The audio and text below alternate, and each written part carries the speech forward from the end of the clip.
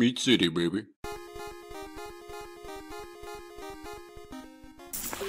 Hello and welcome back to Meat City Gaming. JD here with another episode of my Dredge All Achievements playthrough.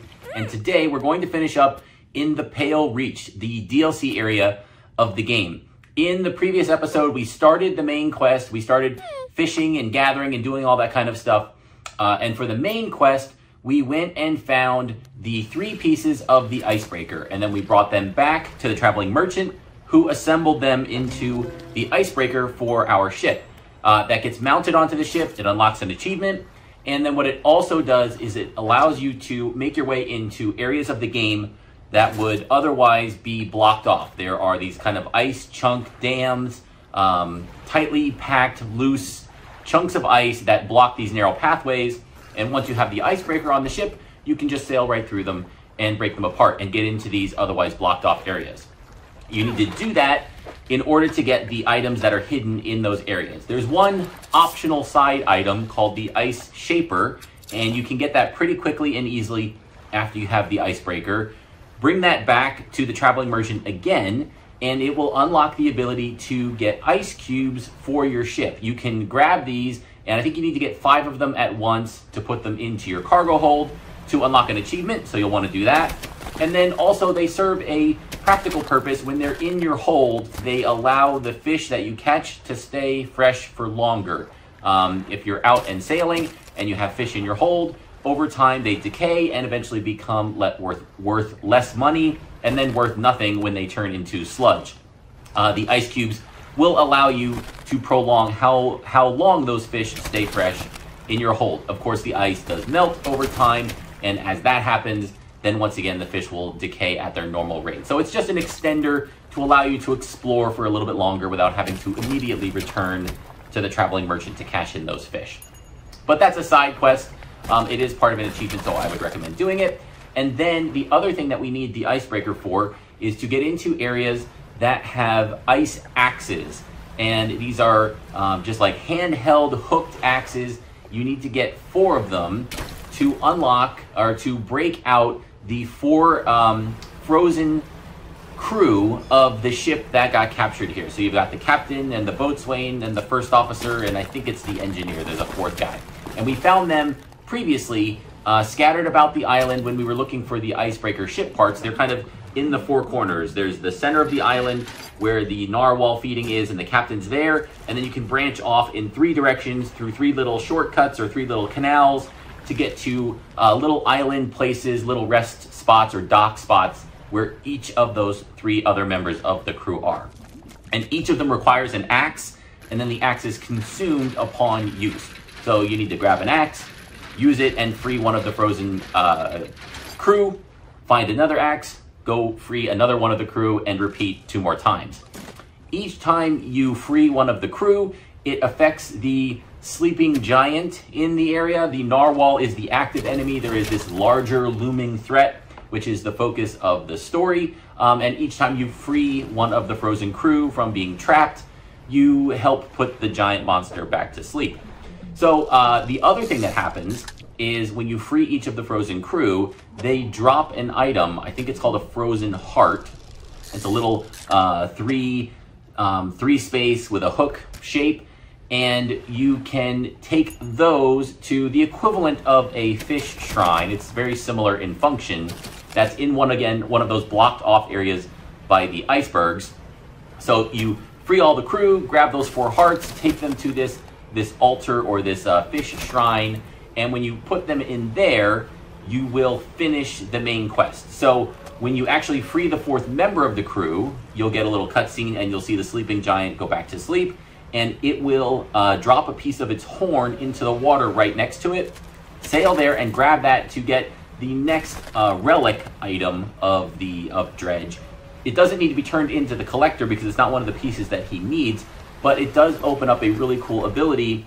It's an anchor, and it opens up a 2-way bridge. So one of the abilities you get from the mysterious stranger is the ability to teleport back to his main island.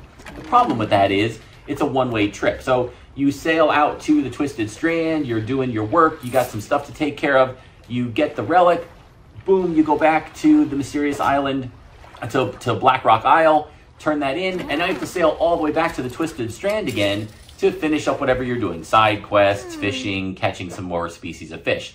With the anchor, you create a portal, a wormhole, if you will. So if you have the anchor first, and then you go and do these other quests, you go to the Twisted Strand, you acquire the relic, you can drop the anchor, take the little teleport to Black Rock Isle, turn in the relic, get the ability, and then pop back through the portal, pick the anchor back up to close the portal and have it with you again, and continue what you're doing at the Twisted Strand without the need to sail back. So that is the main reason why I would suggest you tackle the Pale Reach as early as you can, because it unlocks this really cool ability. So that wraps up the main story, but to get the final achievement for completing the main quest, you have to also turn those 4 ice hearts in at the shrine. And upon doing that, not only do you complete the main quest and you get the achievement for doing so, but you get the big item that we need here, not the relic, but the item for your ship, which is the ice net. And we need the ice net to catch all the species of fish in the Pale Reach, which is the last thing that we need to do to complete all the achievements here before we move back and finish the game and get our endings. This is it might be my sole criticism of the entire game, the entire experience of Dredge. The culmination of this quest is to acquire the fish net, or the ice net, which is what you need to put on your boat and to trawl for fish in the Pale Reach. And the thing that you need to catch with that is the octopus, the Colossal Squid. And the problem is it's so big, it doesn't fit in any other ice biome net that you can get for your boat. So the only way to complete catching all the fish is to get this item. The only way to get this item is to complete the main quest and everything that you're doing here in the Pale Reach. So it creates this problem of, hey, I did it, I finished, I wrapped up everything in the Pale Reach, and now I still need to put this net on and just drive around until I randomly catch a Colossal Squid in my net. And it's complete RNG, and there's nothing you can do to help that. And then to make matters worse, you have to do it again to catch the aberrant version of the Colossal Squid, because you also need to catch all the aberrant species for a second achievement. So it doubles down on this. You finished everything, you're done. Now go drive around randomly and wait for the slot machine to hit. Not once, but twice.